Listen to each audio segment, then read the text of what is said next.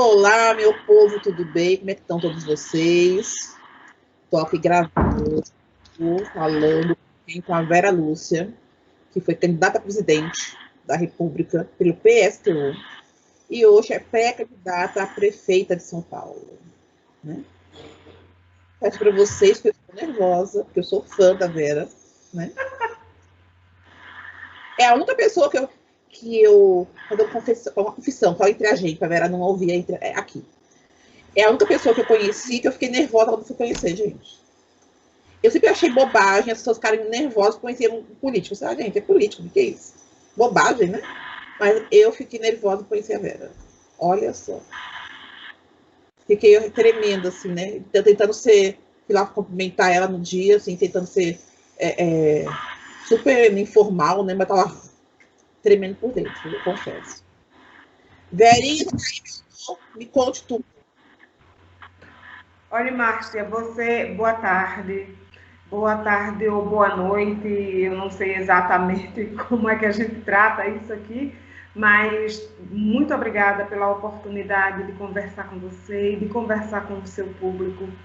E quero lhe dizer que eu sou a pessoa mais normal do mundo e você sabe disso, somos camaradas do mesmo partido. Eu tenho muito orgulho de ser sua companheira de lutas e você não precisa, por nenhuma razão, ter receio de falar comigo, porque eu sou a pessoa mais normal do mundo.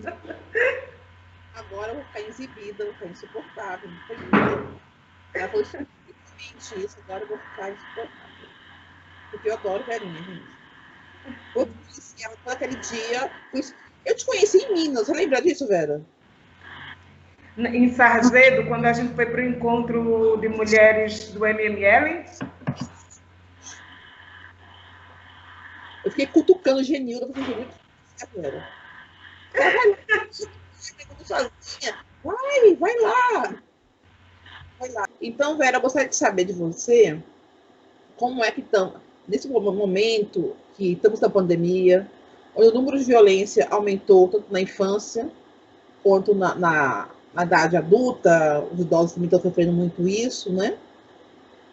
Esse governo que não está nem aí para a gente, infelizmente, né? A gente tem um governo e um sistema capitalista que não nos permite um monte de outras coisas.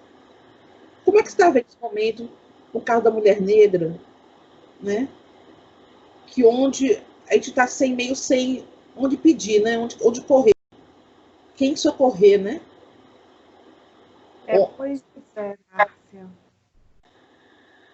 Na verdade, é uma situação bastante difícil em todos os aspectos. Nós estamos vivendo um momento extremamente difícil em todos os sentidos. A violência, que já é parte da nossa vida e que não é uma coisa de agora, infelizmente, para nós mulheres, principalmente nós, as mulheres negras. Nós somos vítimas da violência desde que os colonizadores puseram o pé na África e fomos de lá arrancados na condição de escravas, de escravizadas, e viemos para cá, parar em vários cantos do mundo e aqui no Brasil, e na condição de escravizadas tivemos que conviver aqui por 380 anos e fomos vítimas de todos os tipos de violência. O estupro, os maus tratos, os espancamentos. Nunca tivemos direito de cuidar dos nossos filhos na condição de escravizadas, de amamentar.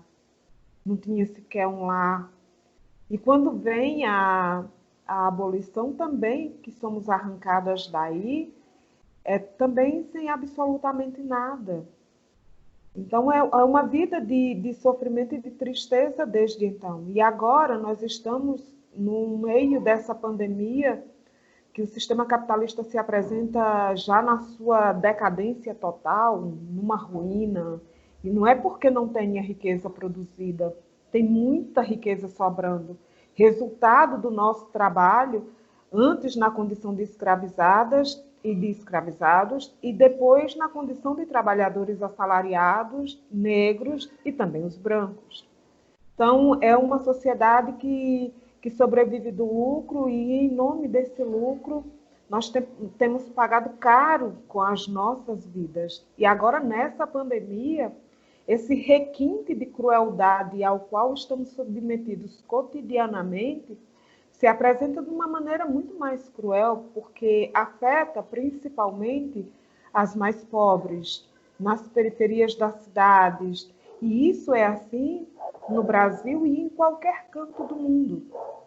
Então, a violência agora, inclusive, tem se apresentado com números muito maiores, aumentou absurdamente, porque, como parte dessa violência e do machismo está inserido no interior da própria classe trabalhadora e entre os pobres, as mulheres próximas dos seus companheiros, ou as crianças que estão mais próximas dos seus pais, irmãos, dos parentes, lhe expõe a um grau de violência maior, né? Que são os maus tratos, que são os espancamentos, o abuso, né? Os assassinatos das mulheres, mas também a violência por parte do Estado, porque são os assassinatos dos jovens que são filhos dessas mulheres. Ver os seus filhos morrerem não é uma coisa fácil, né? Passar fome, que é a fome que vivem as mulheres, o desemprego, a humilhação para poder buscar o auxílio emergencial e que teve gente que ainda sequer recebeu.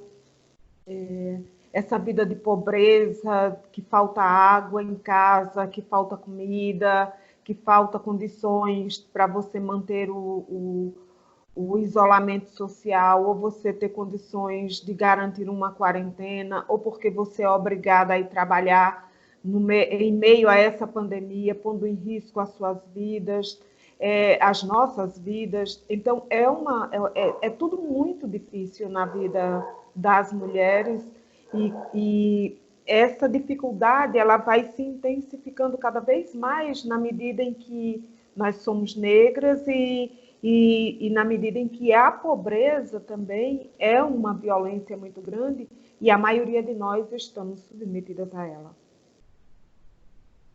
Então, é um quadro dramático para a classe trabalhadora mundial e se apresenta de forma muito, muito dramática para nós, as mulheres negras e pobres, né? Porque é verdade que o racismo atinge a todos os negros, mas é bem verdade que quando você é pobre, quando você é da classe trabalhadora, isso se apresenta de uma outra forma, porque você, além disso, além de sofrer o racismo, você também é explorada e também a forma como o machismo se apresenta é bem diferenciado.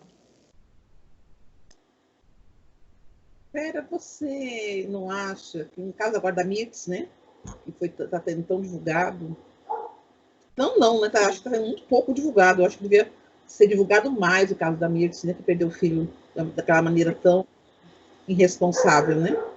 Não é meio parece que nós não saímos do lugar, né?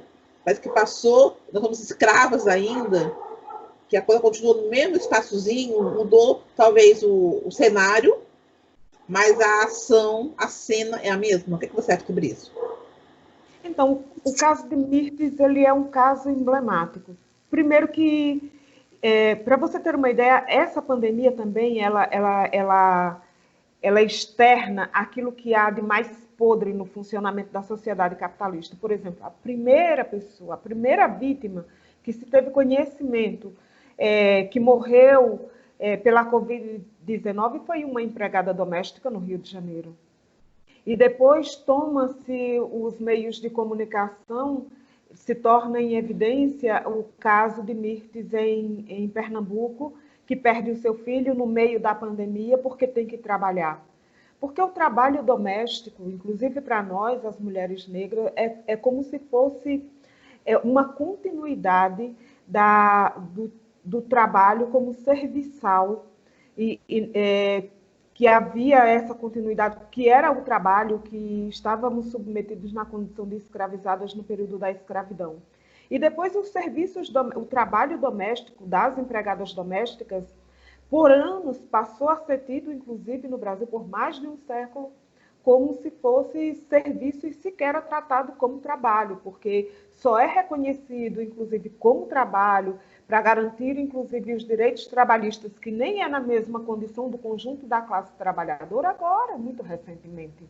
Né? Muito recentemente. E o governo Bolsonaro votou contra. Né? Votou contra. Mas não só ele, tiveram mulheres também, por exemplo, Maria do Carmo Alves, que é uma negra que lá do estado de Sergipe e que é senadora da República, também votou contra a lei que garante os direitos à empregada doméstica. E agora, na pandemia, o que foi que ocorreu? Muitas eram obrigadas a sair, são obrigadas a irem trabalhar, e muitas ficaram confinadas no trabalho. Ou seja, isso é cárcere privado, porque você manteve o confinamento forçado das empregadas domésticas, porque era preciso assegurar os serviços de limpeza da casa, de cuidar da alimentação, da família dos patrões. O que ocorre com o menino Gabriel e com a mãe, com Mirtes, na verdade, é um caso de puro assassinato. E não é um homicídio culposo, ele é doloso. Ele é doloso por dois aspectos. Primeiro, o serviço doméstico como empregada doméstica não é um serviço essencial. Era um trabalho que ela poderia continuar perfeitamente em casa, recebendo o seu salário, sem ter que ir fazer os serviços domésticos na casa dos seus patrões, porque eles estavam em casa. No momento em que o seu filho morre, na verdade, é a forma como se tem o descaso com os nossos filhos, com a vida dos nossos filhos. Foi assim com a vida de Miguel, uma criança de 5 anos. É assim quando a polícia vai nos morros, nas periferias das cidades, fazer batidas e sai disparando para todos os lugares, sem se importar com a vida dos nossos filhos, e agora matam não só os adolescentes, mas também as crianças, muitas vezes dentro de casa ou saindo das escolas. E aí esse caso ele é emblemático porque ele externa tudo isso. O descaso com as nossas vidas, com a vida dos nossos filhos, a obrigatoriedade de você ter que ir trabalhar no meio de uma pandemia, ou seja, você não tem direito à quarentena, num serviço que não era essencial, e ainda expõe um caso de corrupção que Mirtes, na verdade, trabalhava como empregada doméstica na casa do prefeito, e a primeira-dama, que é Sari, que era para cuidar do seu filho e não cuidou, estava fazendo as unhas, recebia o salário como empregada da prefeitura, como funcionária pública. Então, ela era contratada como servidora pública para prestar um serviço privado na casa do prefeito. Então, expõe o caso de corrupção, mas expõe junto com isso o descaso com a vida de quem das mulheres, das empregadas domésticas e com a vida dos seus filhos. Quando falamos isso, nós estamos falando das nossas vidas. Não é apenas a vida de Mirtes que está em questão e o drama da vida dela e dos filhos dela, é o drama das mulheres negras, pobres e trabalhadoras, da classe trabalhadora, que servem e que vivem numa condição de explorada e passa por todo tipo de humilhação e de sofrimento antes da pandemia, e que agora, em plena pandemia, esse caso se torna ainda mais cruel, porque, para além disso, ela ter sido contaminada também pelo Covid. E, junto com isso, expõe também um outro caso, que ninguém fala, mas é o da manicure. A manicure também estava lá. E certamente é uma mulher pobre, que tinha ido trabalhar, fazer as unhas da madame, que o governo Bolsonaro dizia que era também serviço essencial. Ora, quando, na verdade, todos esses serviços, seja da manicure, seja da empregada doméstica, seja das operárias, seja das comerciárias, seja das trabalhadoras da educação, da saúde, de qualquer serviço, da saúde, por que não? Porque é o essencial que deveria assegurar as condições necessárias para que ela pudesse preservar a sua vida. Então, todas essas vidas são colocadas em risco para a satisfação das necessidades de quem tem dinheiro. E colocando em risco e em xeque as nossas próprias vidas. E assim é a natureza do sistema capitalista. E é assim desde que ele surge e até agora. Então, em nome do lucro dos grandes empresários, se passa por cima das nossas vidas, se passa por cima das nossas necessidades e nos expõe a uma vida de sofrimento e nos condena a uma vida de pobreza e de exploração que não dá para suportar mais. Nós precisamos nos rebelar. Por isso é tão compreensível e nos somamos às lutas e às manifestações que foram feitas nos Estados Unidos e que se espalhou mundo afora. Se espalhou mundo afora porque os negros, em qualquer canto do país, passam pelo mesmo tipo de sofrimento, pelas mesmas necessidades, quando esses negros e negras são da classe trabalhadora. E junto com isso, a gente ainda tem que conviver com o machismo, né? Porque para além do racismo, nós, as mulheres negras, temos que conviver com o machismo. O machismo que está no seio da sociedade em geral, mas que também está no interior da nossa classe, que nós precisamos combater, porque nós precisamos da unidade dos homens e das mulheres da classe trabalhadora, dos negros e brancos da classe trabalhadora e das brancas também, para que nós possamos lutar contra esse tipo de exploração e de opressão que nos é imposta pela classe dominante para servir aos interesses daquela mulher burguesa, branca, num condomínio de luxo e que rouba descaradamente o erário público para atender às suas necessidades mesquinhas, tacanhas, e coloca em risco e expõe à morte a vida dos nossos filhos e das mulheres de nossa classe.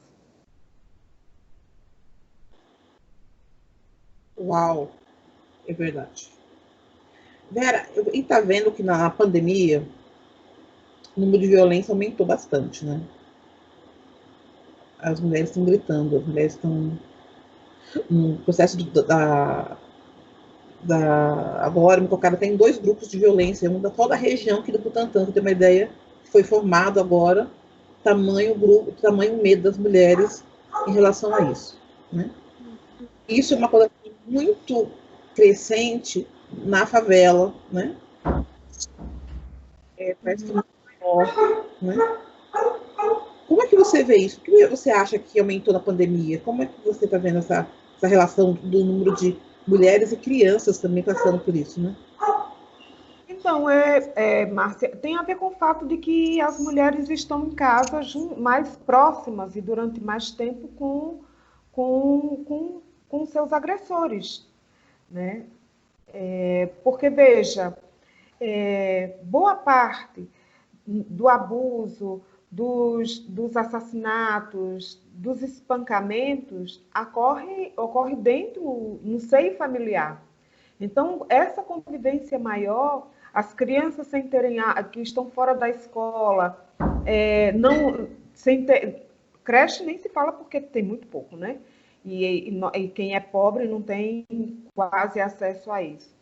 E algumas pessoas estão em casa, então essa convivência maior impõe um risco maior também para essas mulheres. Então, por exemplo, se observou que uma das combinações do machismo junto com o alcoolismo, para as mulheres isso é bombástico, porque o alcoolismo, que é uma doença, mais a ideologia machista e mais o racismo, isso tudo combinado, para as mulheres se traduz em espancamento e morte, em assédio moral, porque tem a humilhação psicológica, né? A violência psicológica, porque tem a ver com as humilhações que você também vive. Então, não é só além do espancamento, dos assassinatos, do abuso sexual, também tem a humilhação que você sofre cotidianamente e que aumentou agora nessa pandemia. Tanto em número de assassinatos, o número de abusos e todo tipo de violência.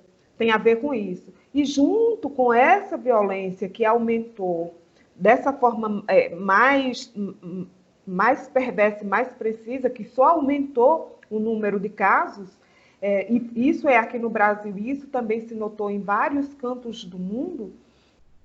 Junto com isso ainda tem a violência da fome, a violência de você não poder fazer uma quarentena e proteger a sua vida, tem a violência de você ter que se sujeitar, ter que sair para trabalhar, para buscar o seu sustento, de correr o risco da contaminação, da fome, da humilhação no emprego para aquelas que estão trabalhando, para a dupla e tripla jornada de trabalho, o assédio nos locais de trabalho, porque você sofre cotidianamente com a possibilidade de ser demitida. Então, é um conjunto de violência que nós estamos submetidas no dia a dia, é uma carga tão grande, tão perversa, que nós, mulheres, precisamos nos organizar. Nós temos o dever, nós, as mulheres negras, temos o dever de nos organizar, porque essa vida de sofrimento não dá para a gente ficar submetido o tempo inteiro, não dá para a gente ficar contando os mortos, não dá para a gente ficar enxugando as lágrimas das nossas filhas ou de nossas mães por conta dos espancamentos que sofrem dos seus ex-namorados, dos seus companheiros, dos seus maridos. Não dá para a gente enterrar as nossas filhas ou os nossos filhos porque são vítimas da violência machista ou vítimas da violência policial. Não dá para a gente continuar vivendo essa vida de precariedade que a gente está submetida todos os dias, de pobreza contínua. Não dá. Nós temos que nos organizar e dar um basta nessa situação. E essa pandemia, ela desnuda o quanto é perverso o sistema capitalista, porque nós não tínhamos necessidade, pelo que há de produção de riqueza no mundo, nós não tínhamos nenhuma necessidade de passar por isso. A única coisa que justifica esse tipo de sofrimento é a necessidade que o sistema capitalista tem de lucrar cada vez mais. E, em nome disso, passa por cima das nossas vidas e por cima das nossas necessidades. Então, na pandemia, esses números que antes já eram muito grandes, porque, por exemplo, o Brasil ocupa o 5º lugar no mundo de assassinato de mulheres. É o primeiro em assassinatos a LGBTs. Então, esses números apenas aumentaram, quer dizer, aumentou o número de mortes, aumentou o número de adoecimento, aumentou o número de desemprego e aumentou o número de assassinatos de mulheres no meio dessa pandemia, porque há uma combinação dessa tragédia sanitária com o machismo e com o racismo. E junto com isso também a criminalização da pobreza. Então, há as mortes por conta do machismo, do racismo, e existem as mortes por conta da criminalização da pobreza nos marcos do sistema capitalista. Então, quando você observa isso, tudo que a gente vive, na verdade, dentro desse sistema, ele tem um propósito. É dividir os homens e as mulheres através do machismo, é dividir o conjunto da classe trabalhadora pelo racismo, e porque o sistema capitalista precisa dividir cada vez mais para que ele possa lucrar também cada vez mais, de uma forma cada vez mais concentrada. E nessas lutas, e nesse rastrilho dessa violência, vai deixando para trás um rastro de sofrimento e de destruição, onde nós, as mulheres negras, somos as que mais padecemos, em todos os sentidos. No número de mortes, e quando não somos nós diretamente aquelas que morremos, somos nós também as que perdemos os nossos entes queridos, os filhos, os maridos, os companheiros, os irmãos, as irmãs, os vizinhos. Então, nós precisamos encontrar no seio da nossa classe, mecanismos para que nós possamos sobreviver. E a luta contra o machismo é uma luta que nós precisamos, primeiro, organizar as mulheres contra o machismo, mas é uma luta que nós temos que ganhar também os homens para que lutem contra essa ideologia que serve somente ao sistema capitalista. Da mesma forma que nós, mulheres negras, precisamos nos somar ao conjunto dos negros para lutar contra o racismo, mas dentro dessa luta contra o racismo, no interior dos próprios negros, também temos que travar a luta contra o próprio machismo dos negros. E nessa luta, combinar a luta com o conjunto da classe trabalhadora, sendo branca e sendo também homens, para que nós possamos, enquanto classe, lutar contra aqueles que, de fato, se utiliza desse sofrimento que é conjunto entre nós e que nós, mulheres negras, padecemos de forma muito mais cruel, né, com um requinte de crueldade muito mais profundo. Então, nós precisamos disso para que nós possamos ter, de fato, direito de sossegar, porque nós já não aguentamos enterrar tantos mortos, nós já não aguentamos essa carga de sofrimento. Nós precisamos viver, mas viver decentemente, e tem condições para isso. Tem tecnologia, tem conhecimento, tem mão de obra sobrando, tem serviço para fazer e tem riqueza produzida que nós precisamos distribuir. E para isso nós temos que fazer de forma organizada, onde quer que nós estejamos. Agora, na pandemia, uma das tarefas que são cruciais é botar para fora o governo Bolsonaro e Mourão. Porque é um governo racista, machista, homofóbico, xenofóbico. Na verdade, esse governo é um ajuntamento de tudo que não presta e que nós não podemos esperar o ano de 2022 numa aliança ampla eleitoral para ver se bota para fora o governo Bolsonaro através das eleições. Não, essa tarefa é imediata, é uma questão de vida, inclusive para que nós possamos ter o direito à quarentena, para que nós possamos, a partir também desse processo, garantir o emprego, garantir a renda e sairmos vivos disso e com condições de organização suficiente para que nós possamos travar uma batalha para a construção de uma sociedade que seja, que se assente sobre outras bases, onde a vida esteja acima de todas as coisas e que tudo que nós produzimos pelas mãos humanas esteja para a satisfação das necessidades humanas e não a sanha de interesse do lucro dos capitalistas, dos grandes capitalistas, diga-se de passagem, nesse sistema que é podre e que é assassino, que o pior de todos os vírus e de todas as pestes é o sistema capitalista e a sua classe dominante, que é a grande burguesia nacional e internacional, que se utiliza do racismo e do machismo para impor, principalmente a nós, mulheres negras, uma vida de sofrimento e que nós precisamos nos rebelar contra isso. Você sabe que eu estava vendo você falando e eu lembrei de duas coisas. Primeiro, daquela mulher negra que, comerciante, o policial pisou no pescoço dela. Você viu que Aí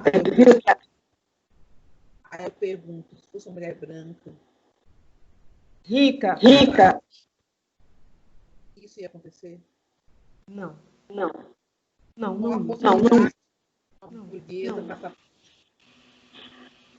acontece. Quando eu pensei que aquele cara o nosso alta-filho ou respeitou o policial, né? Falou muito sobre o policial, e de fato ele respeitou. Mas, de um certo modo, o que o cara falou não era uma identidade. Se ele tivesse, se o policial tivesse, aquele policial, aquele, ou um outro, se tivesse na periferia, um caso parecido, ele não ia o rapaz, ele não ia o que eu quero falar. Né? Ele já teria desarmado, ele teria ido lá, batido no cara, né? Ele não ia ficar ouvindo o desaforo, né? Do burguês com a maior tranquilidade possível, como foi feito, né? Filmando, né? Para depois chamar outra viatura para ir conversar com o cara e prender o cara. Isso é uma outra coisa, isso é uma outra história. Um cara bêbado que tinha espancado a mulher. Então, se fosse o cara bêbado que fosse na favela jogando a mulher, a relação seria outra. Então, isso é o significado mais visível do racismo. Né? Aquele cara, o cara era escroto, o bêbado era escroto, não há dúvida em relação a isso. Sim. Mas se fosse um escroto que tivesse periferia, seria outro tratamento.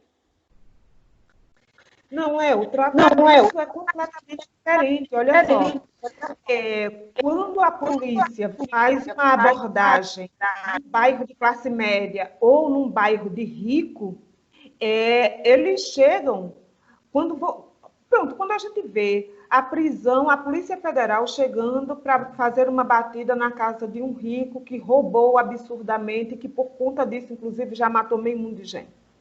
Só falta pedir desculpas, entende? Naquele dia, quando aqueles policiais foram lá atender um chamado de um homem que tinha tratado de forma extremamente violenta a sua companheira, porque as mulheres ricas também passam pela opressão machista, muito embora essa mesma mulher explore o conjunto de outras mulheres que são submetidas ao machismo no interior da classe trabalhadora.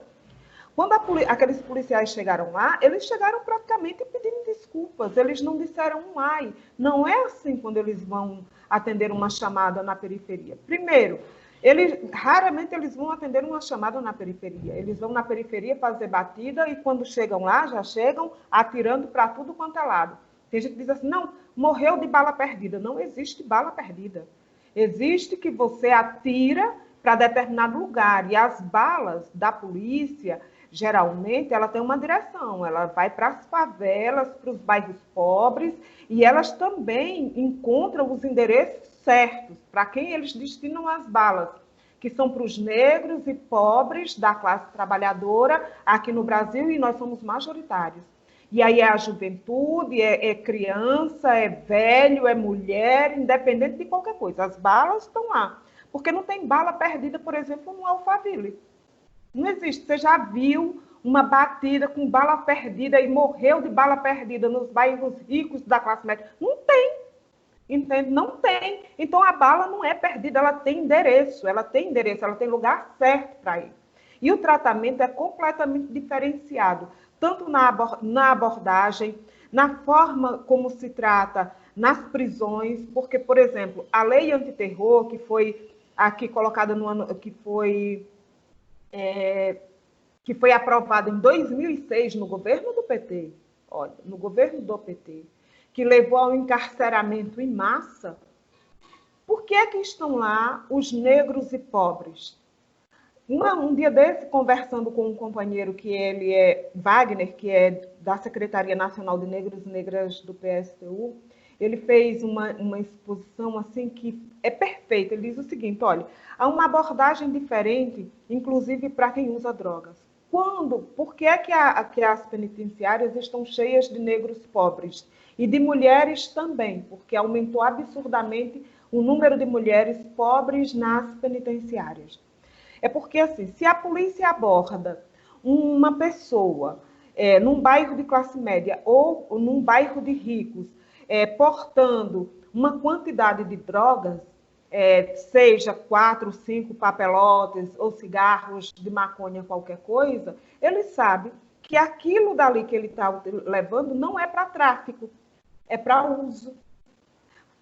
Quando ele aborda um jovem na periferia ou né, nos bairros da periferia e encontra um jovem com 3 cigarros, ele é enquadrado como traficante, porque já está pré-estabelecido pela criminalização do racismo e da pobreza, de que esse jovem ele é um traficante, que um dos cigarros é para ele e os outros é para ele vender. Então, ele é enquadrado como traficante. E, nesse sentido, também vão as mulheres, porque elas é que vão... Porque as pessoas são viciadas, não é tratado o problema do uso da droga como um problema de saúde pública, né? É tratado como um crime para pobre. Para pobre, né? Também não é para todo mundo, não, é para pobre. Então, quando você vê a abordagem nas periferias, uma abordagem das mulheres, como é o caso dessa mulher de 51 anos aqui em Parelheiros, em São Paulo, que um policial pisa no pescoço dela, na frente do estabelecimento comercial dela, de uma... Assim, primeiro que trata um problema de saúde pública como se fosse um caso de polícia, que é o problema da pandemia. Então, agora o governo resolveu que o problema da gente não garantir a quarentena, nem as condições da quarentena, é um problema pessoal, individual das pessoas. Não é um problema do governo, que não dá condições, nem dos grandes empresários que estão por trás do governo, tensionando para que as suas empresas funcionem. Não é assim. Aí depois pega essa mulher e trata como se ela fosse qualquer coisa, porque, na verdade, está na cabeça das pessoas e da sociedade de que você pode espancar uma mulher, porque mulher pode apanhar, mulher pode matar, porque ela é vista como uma propriedade do homem. E se você é negro e negra, você também pode ser espancado, ser humilhado, porque esse é o tratamento que nos foi dispensado durante toda uma vida. Foi assim durante a escravidão e depois da escravidão. Nós somos tratadas como qualquer coisa.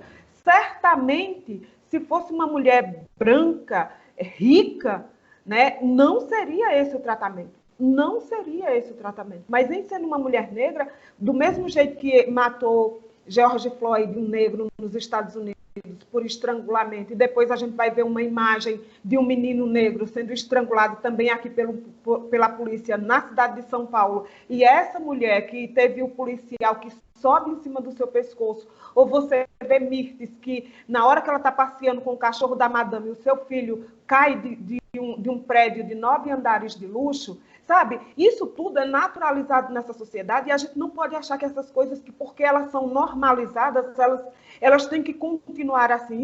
Isso não pode continuar.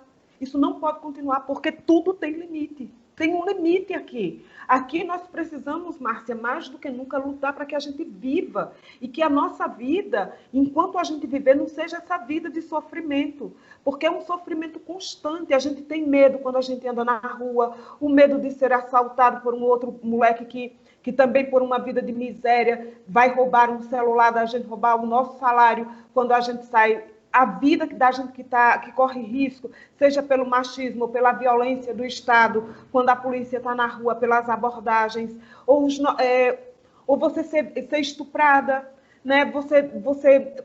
Gente, é uma vida tão, tão difícil, ela é tão cruel, que às vezes as palavras elas são insuficientes para externar a profundidade desse sofrimento ao qual nós estamos submetidas todos os dias. Isso é continuamente, entende? E que agora, nessa pandemia, ele se evidencia e se amplia.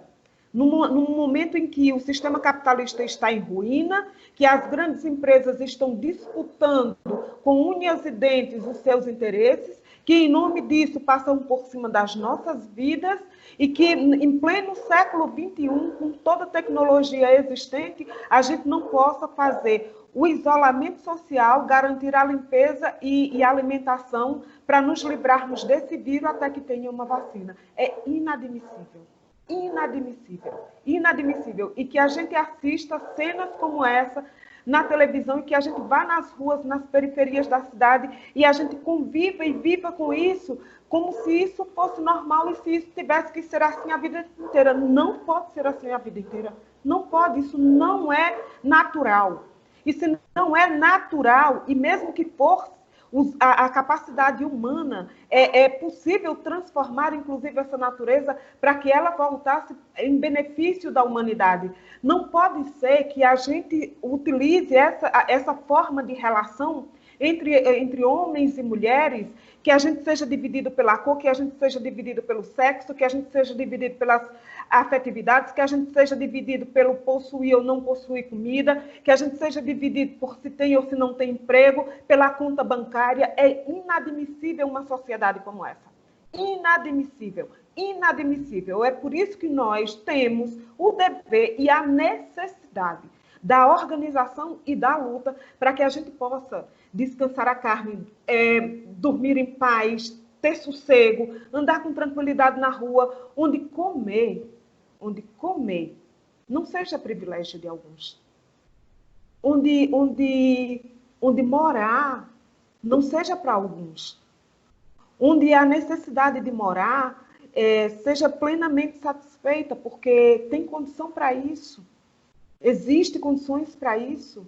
Nada justifica, a não ser essa sociedade podre que é o sistema capitalista, uma vida de sacrifício e de sofrimento como essa. Nós não podemos nos acomodar com isso. Nós temos que nos organizar. Nós temos que e não nos organizar em qualquer sentido, é no sentido de destruir esse tipo de sociedade. E para destruir esse tipo de organização social, nós temos que ter os instrumentos também necessários. Aqui é necessário que a gente se organize no partido, é preciso que a gente, e também não pode ser qualquer partido, não pode ser o partido para as eleições, nós temos que revolucionar a sociedade, nós temos que mudá-la de conjunto, construir uma sociedade onde a gente possa satisfazer as necessidades humanas. E isso no sistema capitalista é impossível, já está comprovado em todos os sentidos. Quanto mais se passa, mas inclusive a natureza está reclamando, a humanidade está reclamando, os seres vivos nesse planeta estão reclamando que esse sistema não dá mais nenhuma condição de sobrevivência digna para a maioria, não é para todo mundo. Tem uma minoria que está lucrando absurdamente com isso. É para a grande maioria. E quando nós estamos falando da maioria, nós estamos falando das mulheres, nós estamos falando das negras, nós estamos falando dos negros no Brasil, nós estamos falando dos pobres e dos negros também na África, na Ásia, na América, na Oceania, na Europa. Nós estamos falando do planeta como um todo. Esse sistema não pode perdurar. Essa tarefa, e isso também não podemos esperar que seja o governo Bolsonaro ou que seja os ricos que cuidem dos nossos problemas. Não, porque a sua riqueza depende desse sofrimento que é nosso de cada dia. Então, somos nós da classe trabalhadora que passamos por isso que temos o dever e a tarefa de mudar essa realidade, para que nós possamos mudar as nossas vidas. Uma revolução, ela é necessária. A construção de uma sociedade socialista, ela é uma necessidade. E não é uma necessidade de todo mundo. É uma necessidade da classe trabalhadora, é uma necessidade das mulheres negras, é uma necessidade dos homens negros, é uma necessidade dos LGBTs, é uma necessidade dos pequenos e médios proprietários que tiveram agora os seus pequenos negócios quebrados no meio dessa pandemia. Essa tarefa é nossa, na cidade, no campo, aqui no Brasil e em todos os cantos do mundo. Não dá para viver assim.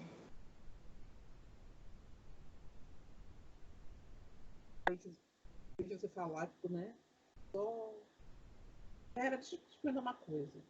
Eu estava falando aqui com as pessoas um tempo atrás, logo nos meus programas, uma maneira imediata, como a gente poderia pensar agora, como a gente poderia nos reunirmos, como podemos organizar algo contra a violência que as mulheres estão sofrendo nas suas casas, as crianças, né?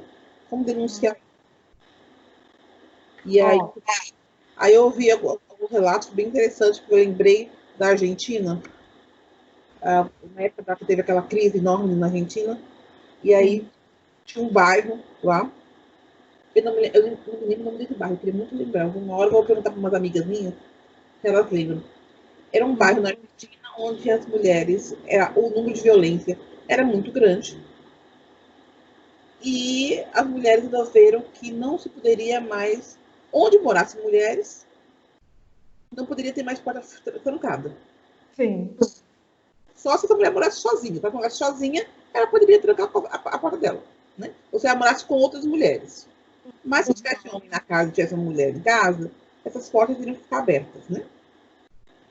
E quando tinha um caso de violência, eu não me lembro se era apito, como que é que a mulher gritava, eu não me lembro como é que isso acontecia.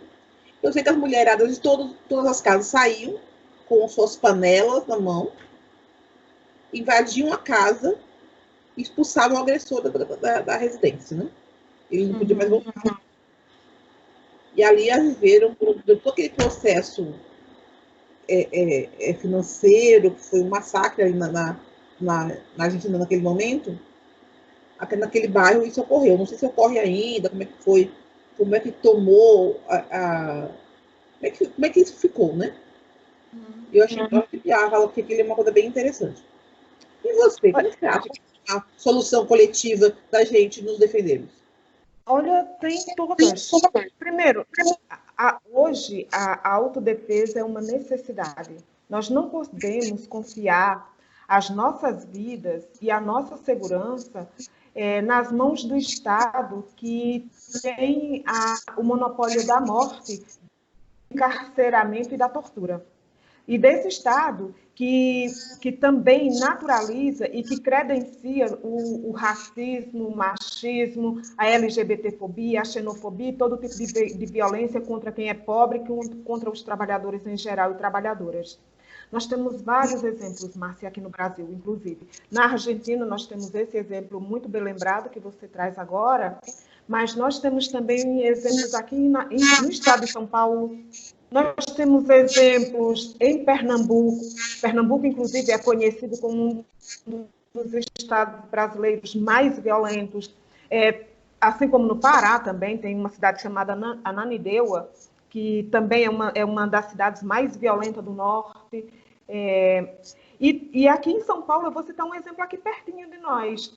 Por exemplo, tem uma ocupação chamada Esperança, que ela é organizada, se organiza pelo Luta Popular e na CSP com Lutas, que é uma central sindical e popular. Lá nessa ocupação, um dos critérios estabelecidos é de que os homens não podem praticar nenhum tipo de violência contra as mulheres. Nenhum. É um critério para você estar dentro dessa ocupação. Caso isso ocorra, eles mesmos cuidam disso. Então, ou ele sai, ele vai embora, expulso da ocupação. E nessa luta, o que é mais interessante é que as mulheres elas se organizam para garantir essa defesa, mas não é só as mulheres. Os homens que não concordam, que não e não utilizam essa prática, porque nem todo homem bate, espanca e humilha as companheiras, também se somam nessa batalha.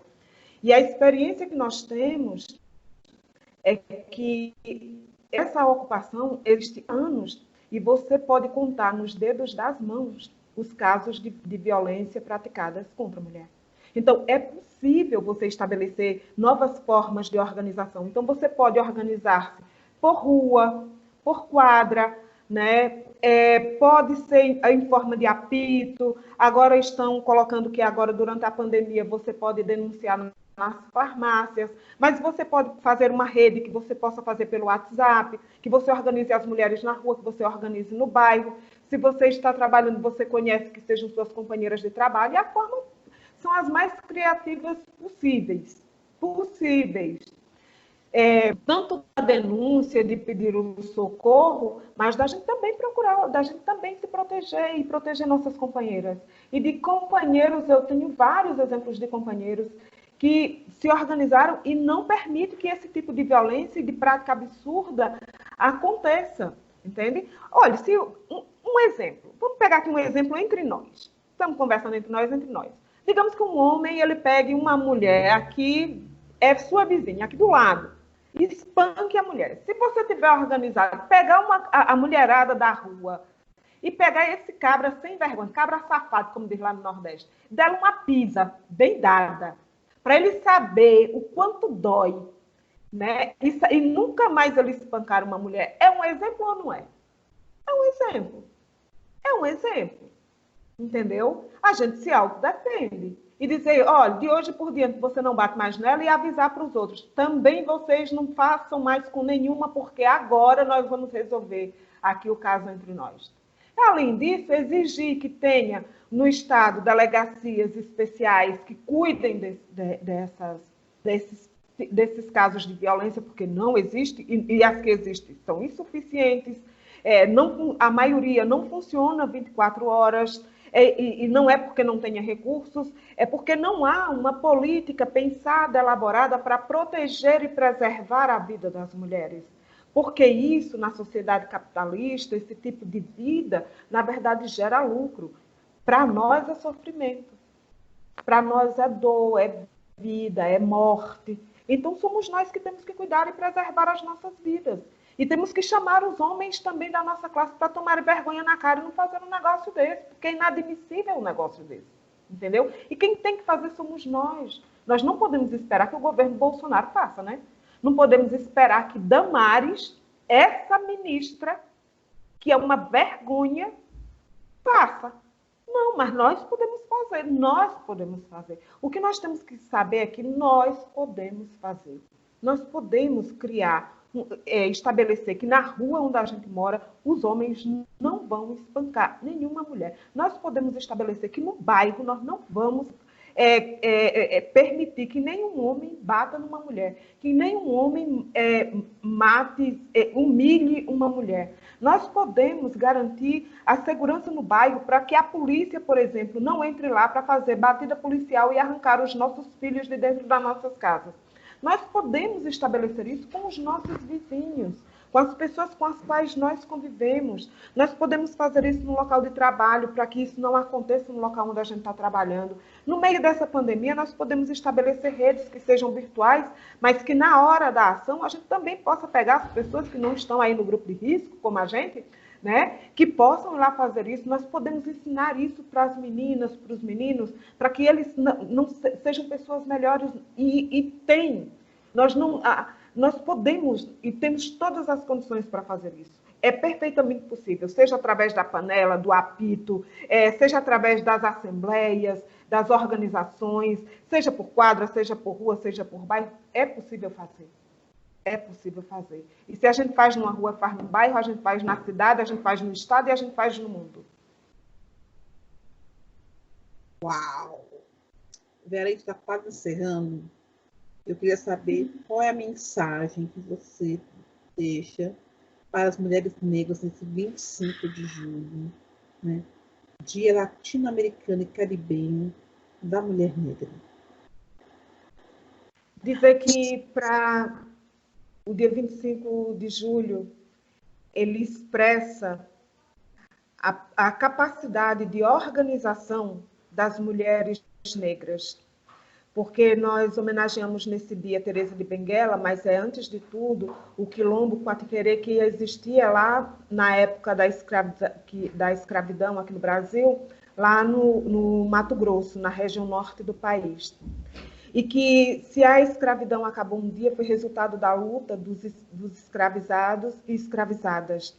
E que nós podemos, as negras nesse país, lutar com a nossa classe, com os negros, e o conjunto da classe trabalhadora brasileira, as LGBTs, contra o racismo, o machismo e a LGBTfobia. E que nós nos organizemos para, não só no dia 25, prestar essa homenagem às mulheres que lutaram contra a escravidão, que nós passamos agora essa nova luta, nós, as mulheres do presente que estamos aqui, que organizemos as mulheres negras, que organizemos o conjunto das LGBTs na luta contra o racismo, o machismo e a LGBTfobia, para que nós possamos ter uma vida de sossego e destruir o sistema capitalista. E como parte dessa tarefa, para assegurar a quarentena, assegurar a nossa vida, passa necessariamente por botar para fora o governo Bolsonaro e Mourão e a sua trupe, que é ligada a miliciano, é assassino, é corrupto, é machista, é racista, é homofóbico. Esse homem não presta, esse governo não presta,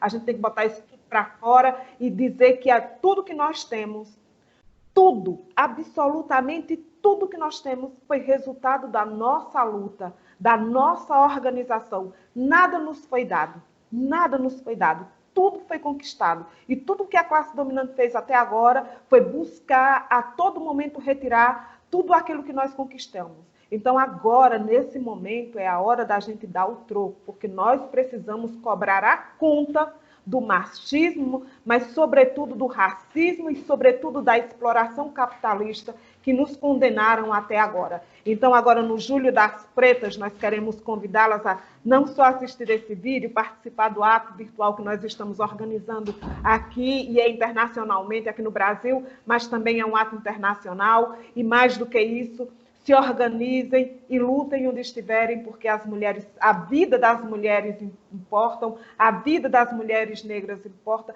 a vida da classe trabalhadora produtora da riqueza importa, e nós temos a tarefa de buscar a riqueza que está produzida pelas nossas mãos, com o nosso suor, com o nosso sangue, que está na mão da grande burguesia nacional e internacional. Vamos buscar, porque isso é nosso. E essa tarefa é nossa, e o dia 25 de julho, o Julho das Pretas, homenageia a luta das mulheres, que em meio a todo sofrimento arrancou conquistas, e nós temos ainda uma conquista muito grande a travar, que é destruir o sistema capitalista e construir uma sociedade socialista. virtual. Vera, me conta, onde é que vai ser esse ato virtual? O ato virtual, ele vai acontecer, vai ser transmitido por todas as redes sociais, pelo Facebook, pelo YouTube e pelo Instagram do PSTU, no site da LIT, o site da Regional São Paulo também vai retransmitir, vai ser transmitido em cadeia nacional e internacional. Entrem, participem, assistam. A gente está preparando um ato maravilhoso, onde a gente pode falar da nossa história, falar do nosso presente, mas, sobretudo, organizar as tarefas que nós temos para o futuro, porque para nós aqui ou é o socialismo ou é a barbárie. É no dia 25 mesmo? Dia 25 às 19 horas. O ato virtual acontece dia 25 às 19 horas, no Facebook do PSTU, da LIT, no Facebook do PSTU São Paulo. Cara, e está todo mundo convidado. Ai, meu Deus, que nervoso. Vou assistir. Assistam. Eu vou postar o seu vídeo à meia-noite do dia 25. Ótimo.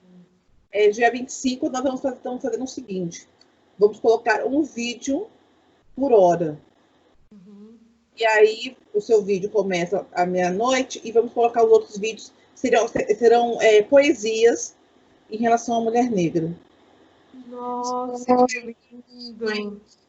No nosso ato também vai ter poesia, música, história de luta, tudo. Então, se você tiver um tempinho aí, conseguir gravar uma poesia e mandar pra gente, a gente coloca no canal também. A ideia tá. Olha, eu não sei recitar poesia, mas tem umas poesias lindas de Licinha, que é uma companheira lá do Maranhão.